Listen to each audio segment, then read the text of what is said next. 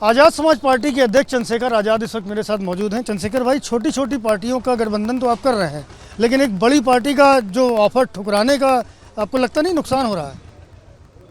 तो राजनीति नफ़े नुकसान के लिए थोड़ा ही करते हैं। नफ़ा नुकसान देखते तो फिर राजनीति में नहीं आते।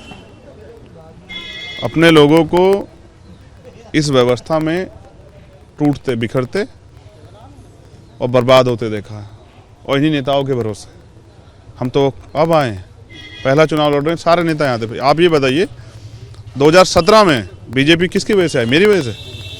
मैं तो नहीं था। 2017 में सब लोग यहाँ थे, क्यों नहीं रोक पाए? मेरी वजह से नहीं।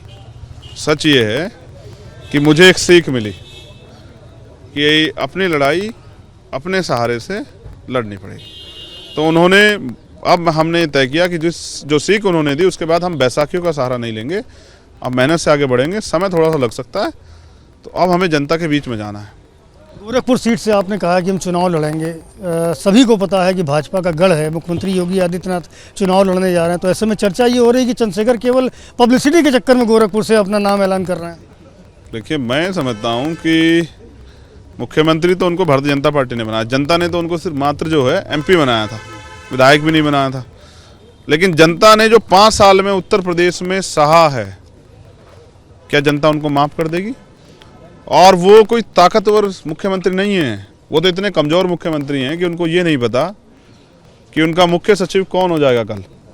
अगर मैं उनकी जगह होता ना तो उसी दिन इस्तीफा दे देता। कौन मेरे साथ बैठ के रेगुलेट करेगा, कौन स्टेट को जो है ऑपरेट करेगा, अगर मुझे ये भी नहीं पता, ये फैसला भी वहाँ से होता, तो आप जानिए आपकी हैसियत क्या है। वो सत्ता में अहंकार में गए, अहंकार में उन्होंने एक जाति विशेष के लिए काम किया।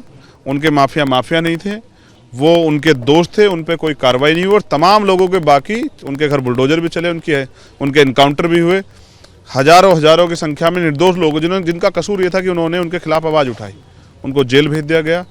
उत्तर प्रदेश ने हाथरस भी देखा, उन्नाव भी देखा, प्रयागराज भी देखा, और उत्तर प्रदेश ने संगम पे गंगा में तैरती लाशें भी देखी। उत्तर प्रदेश ने वो दिन भी देखा कि जब कोरोना में ऑक्सीजन नहीं मिली, लोगों ने के अपने परिवार को, अपने बच्चों को, अपनी बहन को, माँ को, उनके दम जो है उनके हाथों में टूट गए। लोगों को अस्पताल में बेड नहीं मिला, वेंटिलेटर नहीं मिला। इस 71 साल में इसके लिए कौन जिम्मेदार है? ये तमाम दल जिम्मेदार हैं। और अगर करना था, जिस समय जरूरत थी ना, उस समय मुख्यमंत्री बिहार में प्रचार कर रहे थे। तो जिनका अंतिम उद्देश्य सिर्फ सत्ता में रहना है, सरकार बनानी है, जनता के पास भी उनके खिलाफ कुछ उद्देश्य हैं, और जनता चुनाव में वो दिखाएगी। गोरखपुर से तो आप खुद चुनाव लड़ने जा रहे हैं, करहल से किसको उतार रहे हैं? देखिए, मैंने गोरखपुर का निर्णय भी पार्टी पे छोड़ा था, और करहल का निर्णय भी जो है वो कोर कमेटी पे था। आज जैसे मेरे पास सवाल आया तो मैंने कहा कि हम पार्टी से कहेंगे कि हमारी अपील है कि अखिलेश जी को विधानसभा आने दिया जाए, तो इसलिए उनके खिलाफ प्रत्याशी ना लड़ाया जाए। मतलब कहीं ना कहीं दिल में अभी जगह बची है, कोई सॉफ्ट कॉर्नर है अखिलेश यादव? लड़ाई उनसे कभी थी नहीं ना भाई।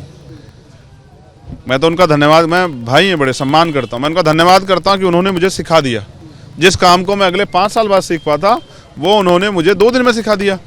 तो इसलिए मैं कह रहा हूँ कि वो विधानसभा में आए, और मेरी मंगल कामनाएं। लेकिन जिस शख्स ने उत्तर प्रदेश में बहन बेटियों को बेइज्जत कराया, जिस शख्स ने रात के 2 बजे एक गरीब की बच्ची को जो है ना कचरे की तरह जलवा दिया, जिस शख्स ने नौकरी मांगने पे नौजवानों के रोजगार मांगने पे हाथ तोड़ दिए, बहनियों को लाठियों से भांजा, जिस सरकार में एक कानून के खिलाफ लड़ाई लड़ने पे 20 लोगों को एक दिन में मौत के घाट उतारे, गोली सर में मारी जाती है, उस सरकार के मुख्यमंत्री को अगर विपक्ष वॉक ओवर देना चाहेगा तो ये चंद्रशेखर के होते नहीं हो सकता है। मेरा पुराना एक इंटरव्यू है आपके साथ में, जिसने आपने कहा कि पूरे 403 विधानसभा क्षेत्रों में अपने प्रत्याशी उतारूंगा, एक भी सवर्ण नहीं होगा। अभी वो स्टैंड पे कायम है? मैं तो पहले से मैं बात कह के मुकरता ही नहीं हूँ। देखो, 2 चीज़ें, अगर गठबंधन धर्म निभाना पड़ा, और निभा रहे हैं अब तो उसमें, क्योंकि मेरी लड़ाई किसी जाति से नहीं है, और मेरी लड़ाई स्वर्ण जाति से भी नहीं है। मेरी लड़ाई स्वर्ण जाति में ये है कि स्वर्ण जाति के नाम पे 1 या 2 जाति क्यों, वो जो कायस्थ समाज है, जिनका कभी इतना बड़ा नाम हुआ करता, स्वामी विवेकानंद, जिन्होंने देश का गौरव बढ़ाया, प्रधानमंत्री लाल बहादुर शास्त्री जी, आज उसको नजरअंदाज क्यों किया जा रहा है? आज उनकी हिस्सेदारी को छीन के किसी दूसरे को क्यों दी जा रही है? मैं जानना चाहता हूं कि जिन स्वर्णों के नाम पे देश के बनिए समाज को, वैसे समाज को मिला क्या है? तो अगर आप प्रतिनिधि उठा के देखेंगे तो वो भी हमारी तरह ठगे गए हैं।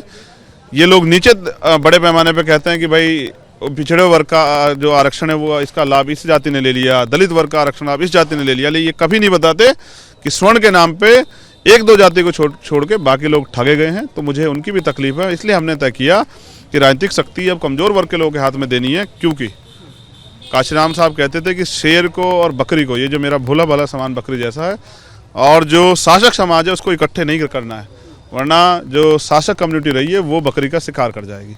तो मैं समझता हूँ इसलिए वोट हमारा, राज भी हमारा होना चाहिए। हम अपने दल से किसी भी लाइन खींच के 85 बनाम 15 की लड़ाई किसी भी स्वर्ण जाति के प्रत्याशी को नहीं लड़ाएंगे। अंतिम सवाल है कि आप चुनाव में जा रहे हैं, अगर आपके कुछ विधायक जीत करके आते हैं और समाजवादी पार्टी को कहीं गठबंधन की ज़रूरत पड़ती है, कुछ विधायकों की ज़रूरत पड़ती है, समर्थन की ज़रूरत पड़ती है, तो समर्थन देंगे? मैं अहंकारी तो नहीं और ना ही मेरी लड़ाई उनसे है। हो सकता है कि उनको मेरी ज़रूरत पड़ जाए या मुझे उनकी ज़रूरत पड़ जाए, तो समय तय करेगा, क्योंकि वोट जनता को देना है, उनको और मुझे नहीं देना है। उनके पास भी एक वोट है और मेरे पास भी एक वोट है। लेकिन मैं फिर आपसे कह रहा हूँ कि ये मुझे कोई अहंकार नहीं है और मैं बहुत बड़ा नहीं हूँ, मैं बहुत छोटा सा हूँ और अभी मैदान में आया हूँ और लड़ूंगा।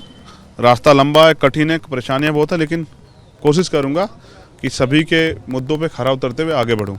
और मैं आपसे भी ये जानना चाहता हूँ, आपके चैनल के माध्यम से, हमने आज तक इस देश में सभी को प्रधानमंत्री मुख्यमंत्री बनाया,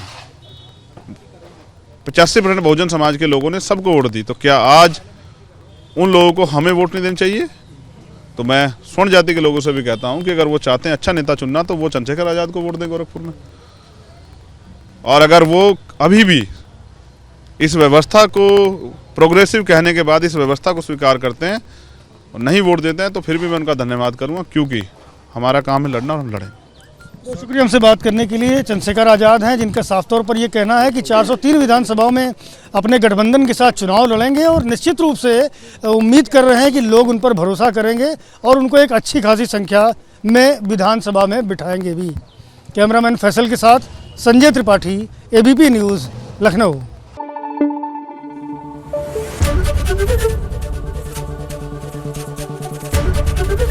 ABP न्यूज़ आपको रखे आगे।